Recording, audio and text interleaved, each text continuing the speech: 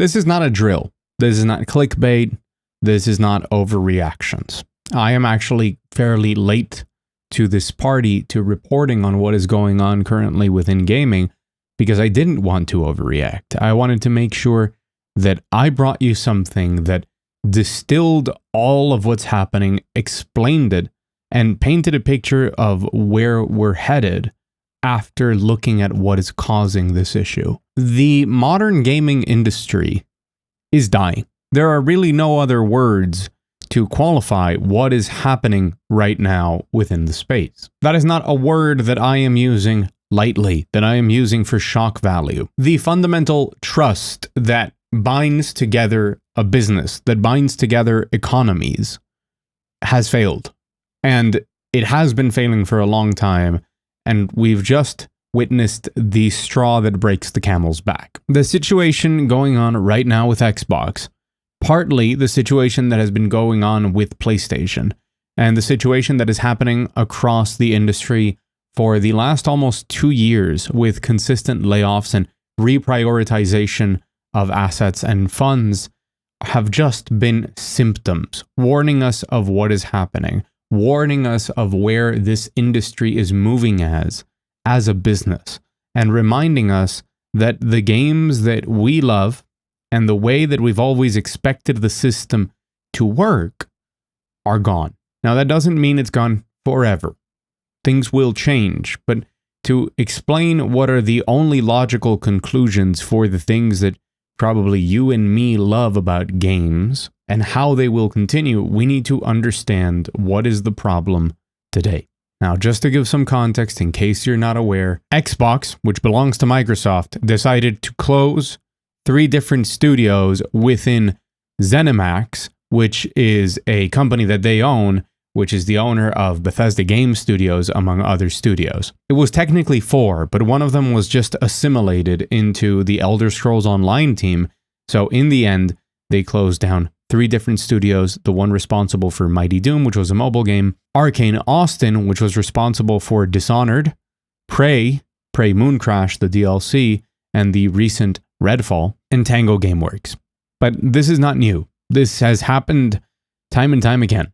Just last week, Take-Two cut a lot of jobs within Private Division, which is their label for AA and indie games, and completely shut down 2 studios that were very good, while laying off a lot of the top executives, kind of crippling that AA brand that they had. Sony just recently went through all of the drama surrounding Helldivers 2 and the requirement of putting your PSN account into Steam. Even though they walked back that requirement and said that it would not be necessary, the game has yet to return for sale in 177 countries where it was delisted because those countries don't have support for PSN. And I do want you to remember, because it's important to this story later, that Sony made the decision to sell a game that they knew was going to require PSN down the road in 177 countries where they could not sell it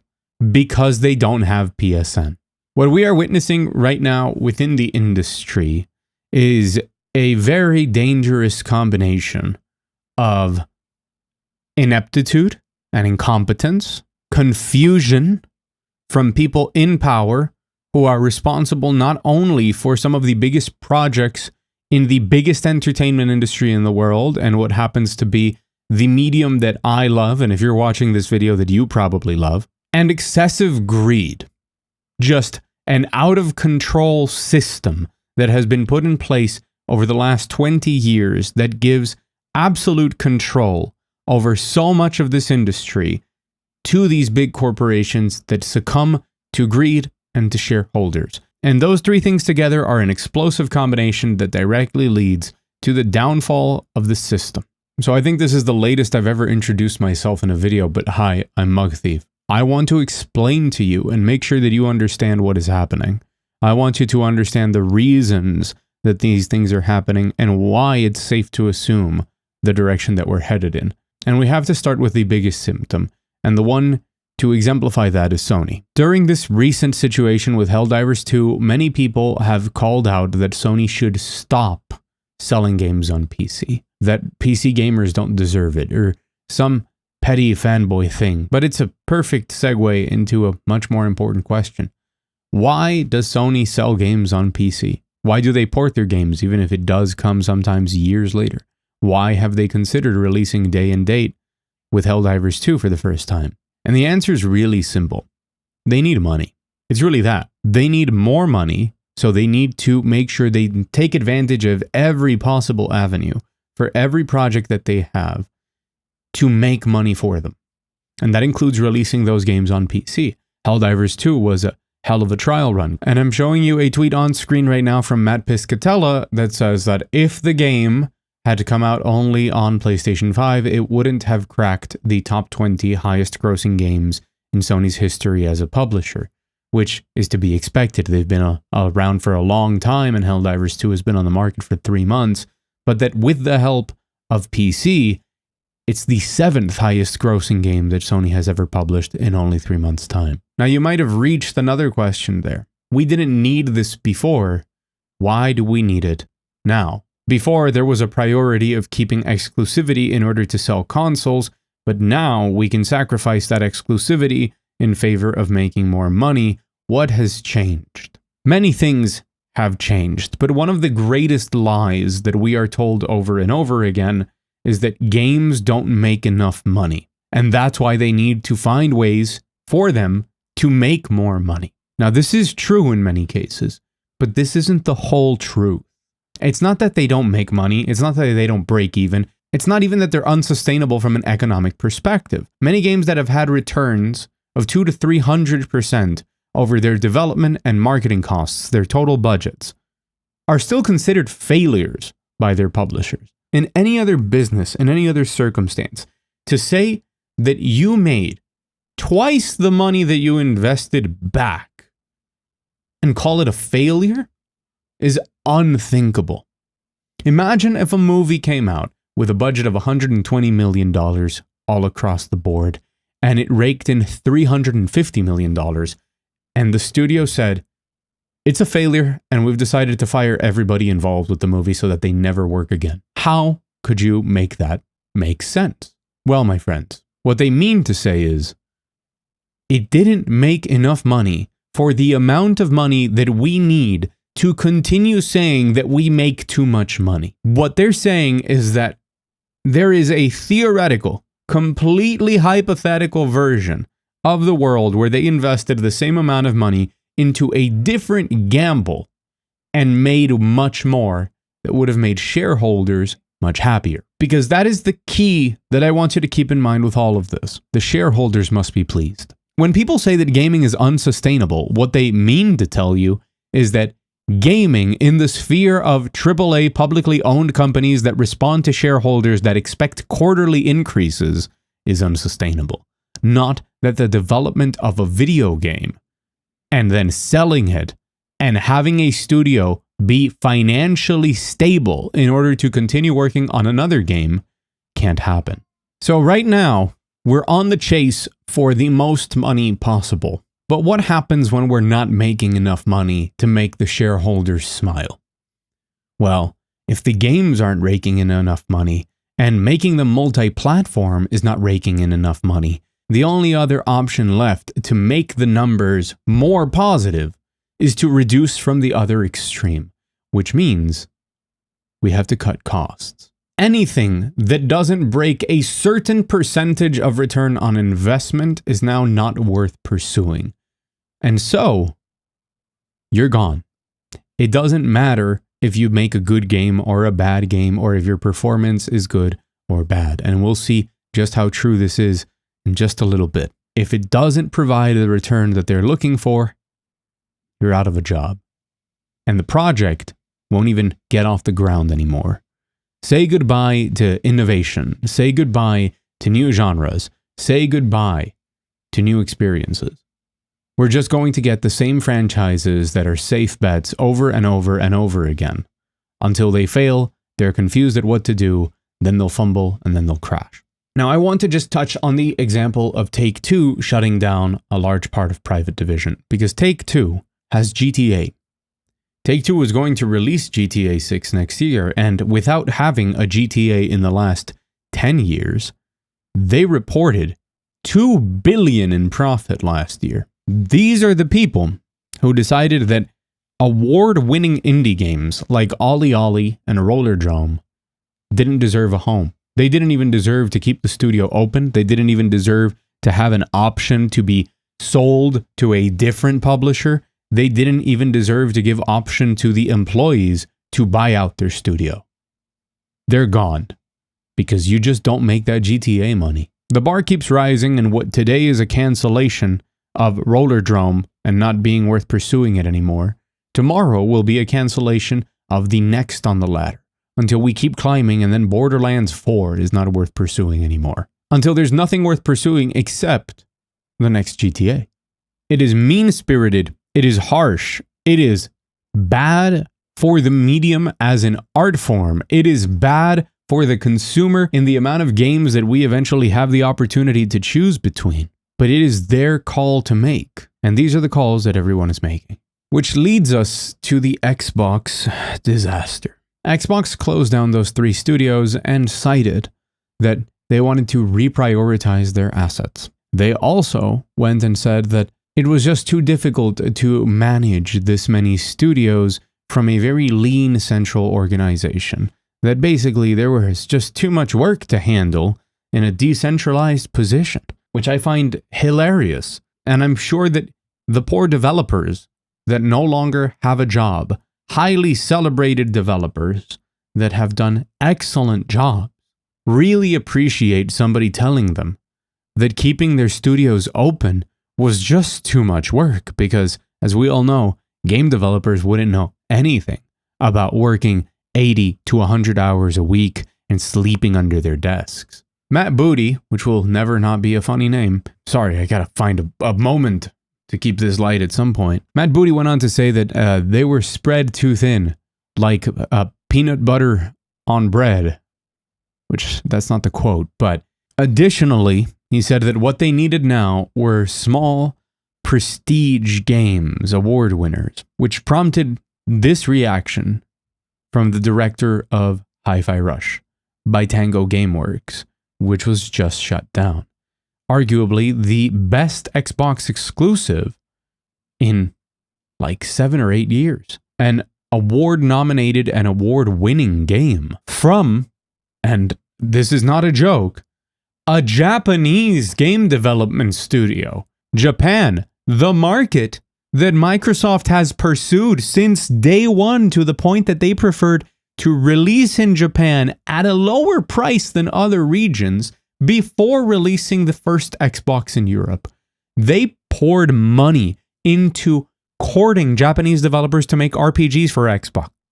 They have done everything in their power to get any sort of foothold in the Japanese market and with Japanese game developers to make games of that style. And they have a studio, finally, in Japan. It's very creative, but its games are not super successful. And then, by the own words of Xbox's Aaron Greenberg, the studio comes out with a smaller title that absolutely blows away every expectation. They said they couldn't be happier with the performance of Hi-Fi Rush.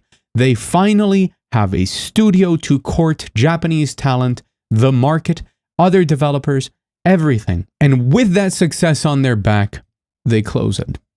It's a dangerous mixture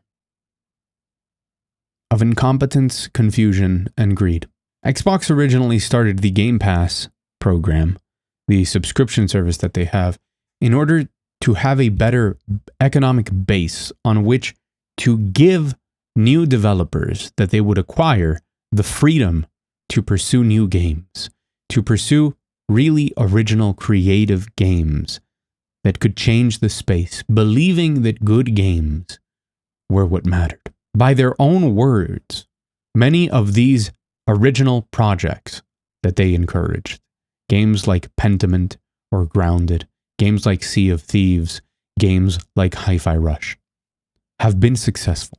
They were working on the right strategy, even though the games were not really that great, the marketing wasn't there, the install base hadn't been what it needed to be. And as they seemed to be getting their footing, reality started to hit them that they weren't growing at the speed that they needed in the metrics that they needed, and that Game Pass continued to not make enough money, not to make things sustainable, but to keep the numbers green enough and make shareholders smile. When Microsoft says that they're reprioritizing within ZeniMax, what they're saying is that they want to make sure that a new Fallout comes out before 2030. What they're saying is that The Elder Scrolls 6 needs to come out a little bit sooner. What they're saying is that new Doom game needs to come out. What they're saying is that we don't need another Starfield because we only want proven franchises that can guarantee big impact. When they say that they want prestige award-winning games, what they mean is that they want to buy out prestige award-winning games because they've proven that they don't want their developers to make them because nobody wants to make them for them. It turns out that it doesn't matter if you're a studio that has tremendous internal turmoil because you are forced into making a live service game that you don't want to make, which is the case of Arkane Austin with Redfall, a studio that saw many key figures leave during the development and constantly pitched to change the game because they didn't want to make a live service looter shooter, but they were pushed into it for the same reason that games like Fallout 76 exist, for the same reason that Sony had 8 live service games in development, because everybody wants a live service game because it turns out that those games provide the best return on investment and long-term revenue streams. They were forced into a position that they didn't want, and they were forced by Bethesda, by the way, not by Microsoft. And Microsoft owned up to those mistakes, and then all of the people at Arkane Austin who had pitched before the studio was shut down that they would like to return to making immersive sims. They would like to return to making some of the best games ever made with things like Dishonored and Prey. And Microsoft told them, no, we don't need you to make another celebrated classic for the end of all time. You can go now. So it doesn't matter if you're forced into a bad position and do your job the best you can.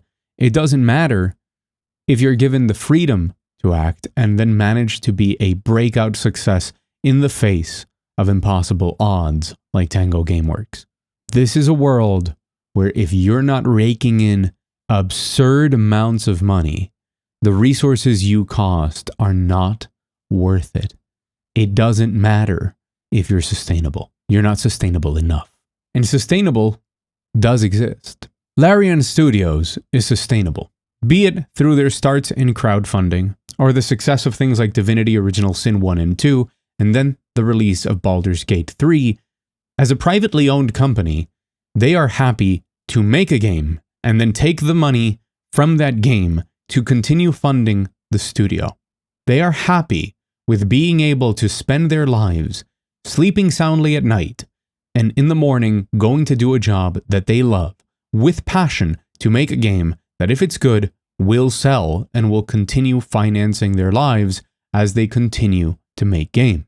In a world where the rich get richer and the poor get poorer, in a world where it's easier to become a billionaire and it's impossible to become a millionaire, Larian wants to be millionaires. Of course they want to live a good life. Do you think Sven Vink doesn't want to sleep on a nice bed? Of course they do, but they don't need to go public. They don't need to sell their souls. They don't need to answer to a group of people that are consistently asking for more and more results. They just want to live a normal life making great games that people enjoy and taking the hard-earned money from that to make better games and maybe on the side a nice house, a beach house, or a car. That doesn't exist in the AAA space anymore. That has completely disappeared now. Shift Up, the studio that made Stellar Blade, financed a lot of Stellar Blade with the money that they made from Nikke, a gacha game. There are still studios out there that understand how to make money and are willing to invest that money in games that are not designed to make infinite money, but to just be good games that hopefully break even or bring in a profit enough to keep funding more great games because they already have a money-making machine. Pretty much any indie game that you can imagine, something like No Rest for the Wicked from Moon Studios, whose CEO and creative director Thomas Mahler said, "This is why we never sold out to a publisher. We know how the industry works and we were going to get eaten up." This is why they stayed independent, and this is why they can make a game and be a sustainable game studio. The system is fundamentally broken. The giant publicly owned publisher model, where everybody has to go through the console manufacturers or the biggest of the 6 companies that publish games, that all only want to make more and more money, doesn't work anymore. These companies are all angry at Tencent, making billions of dollars off of mobile games, making billions of dollars off of gacha. These companies are all envious of MiHoYo. They want unprecedented money because there are shareholders in there that see the success of other games and other companies saying, we want the same type of results, and if you don't deliver, we're fucked. So they have to do absolutely everything, from only developing games that show the most promise for return on investment to shutting down everything that is not destined towards that goal. Many of those games are games that you and I don't want, and more importantly, the chase of them makes the games that we do want not exist anymore. Microsoft is very probably from here losing its strength as a console manufacturer, and the future for the company looks very dire. If they ever do come back, it's going to be an uphill battle, and it's probably one that, you guessed it, it's not worth the investment. They have positioned themselves as the largest video game publisher, but they are probably on the way out of being a console manufacturer. And in the perception of us, the consumers, they're rotten to the core, and they represent many things that we don't support. With Microsoft changing its position within the industry, Sony and Nintendo will remain as console manufacturers, even if not literally, even if Microsoft continues to make a console of some sort or sell it, or continues to chase down the strategy that they've had of pursuing more and more money, which has meant that from their losing position, they were the first to adopt different methods of obtaining money. That includes going multi-platform and opening up, as Phil Spencer said recently, the Xbox to other game stores on it, like the Epic Games Store. But it wouldn't change that in practice, Sony and Nintendo dominate in 2 very different markets that sometimes cross, but mostly on indies. Now, Nintendo has kept to their own, but never forget that any company can turn as greedy as they want, no matter how different the culture of companies is in Japan. But Sony, today, answers only to shareholders, and we know from history that when they are in a position of power, just like Xbox before them during the 360 era, they will do everything they can to milk you, and to make your experience worse, and to make sure that you hate so much of what gaming becomes when they have total control to squeeze and squeeze and squeeze. So that is pretty bad. Major publishers that are publicly owned will continue to turn towards different options that make more money and safer bets with established franchises. More and more off-the-wall games, more and more cult hits, more and more sequels to games that you and I really want but nobody else wanted will disappear. And this is where I unfortunately have to quote a book. When was the last time I read a book? For the meek shall inherit the earth. As these large companies continue to bloat themselves and demand higher and higher and higher results quarter after quarter, as they continue to chase new monetization strategies and only make safe bets on games that they believe will make money, they will either succeed and abandon any facade of making games for the core audience that I am speaking to right now, or they will fail and have to find a new way to reinvent themselves. In both cases, the games that you and I love will be empty. And that void, which is a market opportunity, which is a completely untapped vein of potential as soon as these companies abandon this. There is demand. You and me will continue to demand excellent games like the ones that we love, and independent developers will pick up the pace and they will grow. They will grow just as the first big developers grew. They will release games that are original, new, that are spiritual successors and evolutions to things that we all love.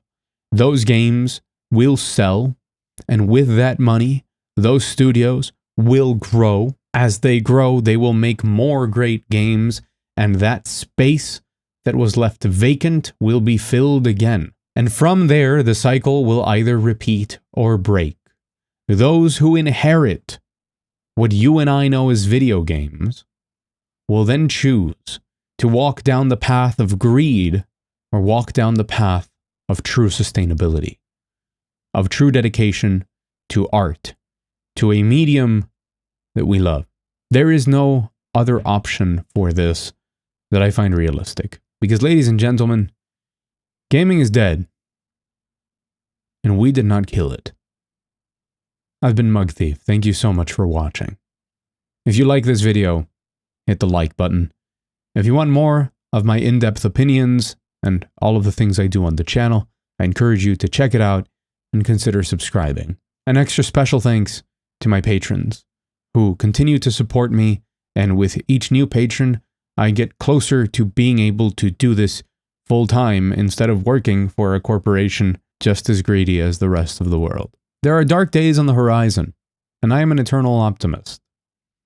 I got this tattoo right here to remind me of something. Every single day, the sun comes up. Every single day is a new opportunity, and it doesn't matter what happens. The world will continue spinning, and we will continue to exist in it. And every day is a new opportunity for change and for growth. The industry will continue, and there will continue to be games. Because if there is a day that the sun doesn't come up, we're all dead. I'll see you again very soon.